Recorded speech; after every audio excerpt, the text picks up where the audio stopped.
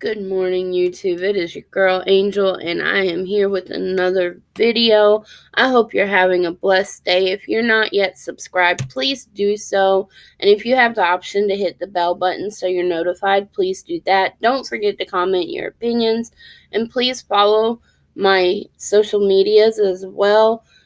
You can email me. I will list my personal email below too. I would greatly appreciate it. I have a goal set and I'm not going to stop until I reach it. So today's video is breaking down religion again. And we have a new verse, and it is Isaiah 42:6. I, the Lord, have called you in righteousness, and I will hold your hand, and will keep you, and give you a covenant of people for a light of the Gentiles. Excuse me. I feel like what this says is pretty much how a spiritualist lives their life. If you have faith in something or hope in something and you follow it and you do everything for the righteous reasons of taking care of your family, taking care of yourself, doing for others, not expecting anything in return, you will be kept. Your cup will never empty. It will always feel as if it's running over, regardless it's a whole lot or a little, or you're going to have struggles. And that's something that some people don't seem to understand, is no matter how much your faith is, how strong your faith is, and what you believe in, it doesn't matter if you believe in God, multiple gods, goddess, universe, multiple deities, what have you. Your faith is something that gives you hope. Your faith is something that gives you a reason to dream, a reason to believe, a reason to push forward. If you put the work forward and you live life to a good standpoint, doing for others, not expecting something in return, trying to help people, and actually trying to make a difference, then you're going to be held, you're going to be taken care of. And it's because through these deities, God, goddess, what have you, you're being noticed for the work you're putting forward, so they in turn repay you for being a good person. I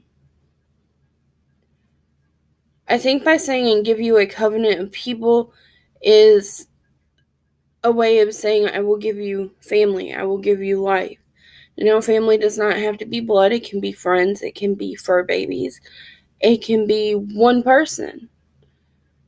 It just depends on how you view things. My family consists of mom, dad, grandma, brother, husband, kids, what few friends I have, which is few, far, and in between, because I don't trust easily like I used to. I'm not as naive as I once was.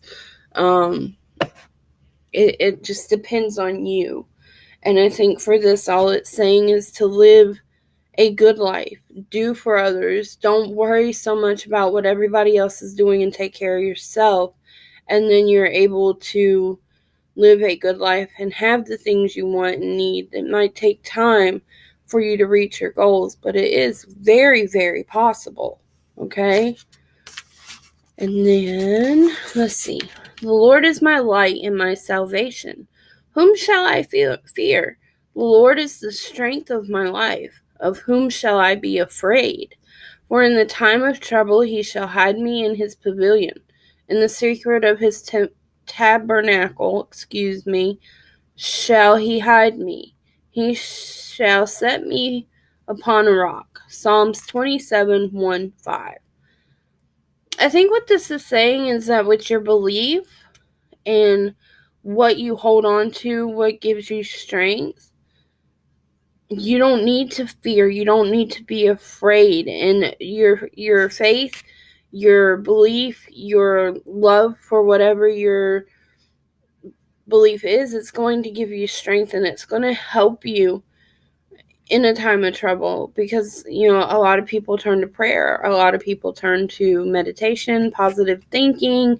I think it just depends on how you relate to things. It says he shall set me upon a rock. And what I envision with that is like you would do with a child. You're somewhere and it's starting to flood, but there's this rock up here and it's really high. And you don't want that child to drown, so you pick that child up and put it on the rock to protect it, correct? So that's what I'm kind of envisioning with that, is your faith will give you the strength you need to be protected. It will help you stay protected so that you're not struggling as often or as much, and you're able to live life without so much fear, okay?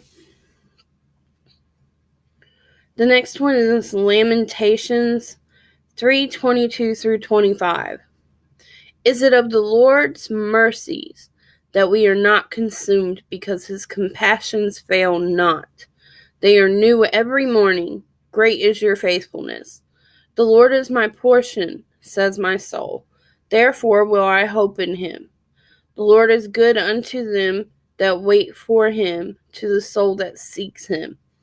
And what I hear from this is, it's basically saying, if you look for God and you do it with an open heart and the right reasons, you're rewarded, you're protected, you're taken care of.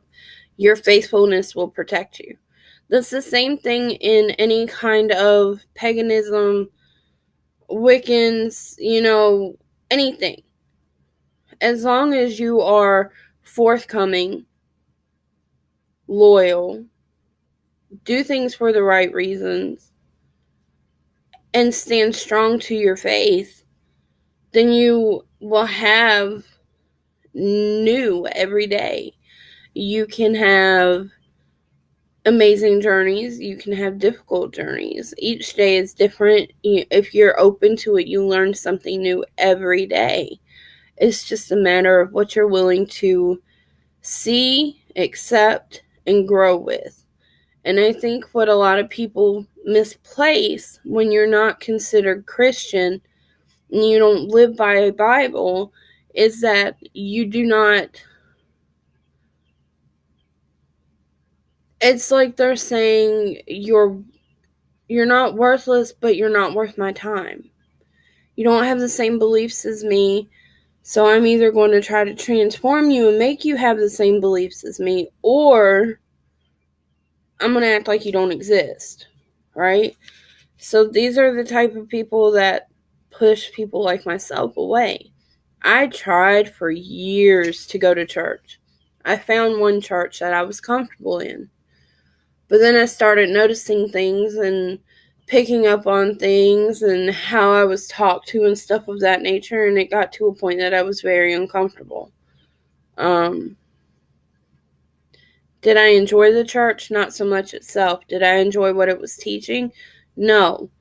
But there were things like, there's certain hymns, if you listen to it and you take it apart and you listen to the words other than the Lord or God that is in it, it has amazing meanings. There was this one gentleman in this church that I went to, and he actually lives right up the road from us. And he has one of the old Southern, deep down soul singing voices. I could listen to that man sing all day long. It would never get old for me. His voice is amazing. It's calming. I could use his voice as meditative music for some of the tones he has. So I have been to church. So for me to sit here and do this with this book, it's not that I'm saying being Christian is wrong. I'm not saying that being Christian is bad, because it's not. If that's your faith, if that's what gets you through and makes you happy in your life, do it. If that's the belief you grew up with and you're comfortable believing in, believe in it. Don't let my opinion alter what you believe in. This is just my way of getting it out for others that are closed-minded and don't want to listen to other people. So the last verse we're going to do for today is Revelation 3:21. To those who overcome will I grant to sit with me in my throne, even as I also overcame and am set down with my Father in his throne. So I think what this is saying, because, God gave his only begotten son, right? And when you die, you get all the glory. You get to go home. You meet Jesus. You're with your family, so on and so forth. Basically the same thing. My belief, though, is that there is life after death, or you are reincarnated. I can't talk today. What in the world? And you're able to carry on. You carry on. When you're reincarnated, you carry on your life's purpose. And to me, your life's purpose continues to go for many, many hundreds of years, if possible. Until you reach this goal. So it's not just, bam, I lived my life and that's all there is to me. There's nothing else. Each part of us is in a child that we give birth to, or if you're a male, help have a child. That is part of you. That is carried down for years, centuries, so on and so forth. And it becomes this beautiful thing because it's such a beautiful story. You know, you go back as far as you can to the very first person that you know about in your family. And then you get up to you, all their troubles, migration, slavery, entrapment, being in jail, whatever, whether it was good or bad. Each chapter is a beautiful chapter in your life, regardless it was you or not, because it built you to be who you are before you were even born. So I think what this is saying is, with each life you have becomes new life because you've put the work in. You're trying, you're pushing, you're being a better person. And the more so you do this, the more so you can grow. Okay, I know I said that was the last one, but let's do one more. Make it an even page turn. I'm weird, I know. Okay, so this one is Proverbs 3:5-6. Trust in the Lord with all your heart, and lean not upon your own understanding. In all your own ways, acknowledge him, and he shall direct your paths. So I think what this is saying is, you can't do everything on your own. Your faith is going to be what guides you, teach you, and holds you. You cannot do everything on your own. And that's the same for somebody like myself. I depend on signs from the universe. I depend on signs through other people's words. I probably read into things more so than I should sometimes. But this is my belief. This is how I choose to see life. And I think this is a very beautiful scripture.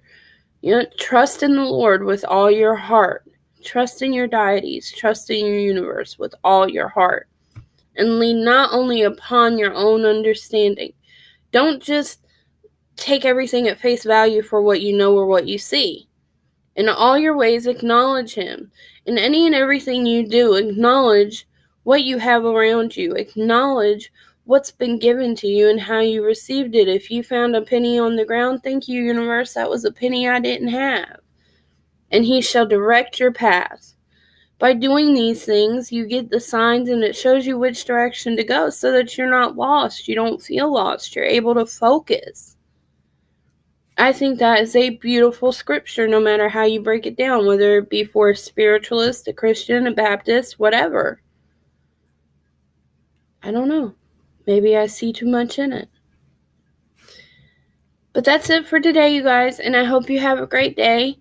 Today is a double upload video because I'll be uploading this one and I just did a Dollar Tree haul. I hope to be more active. I'm trying my best. And you guys must have a great day. Love y'all. Bye.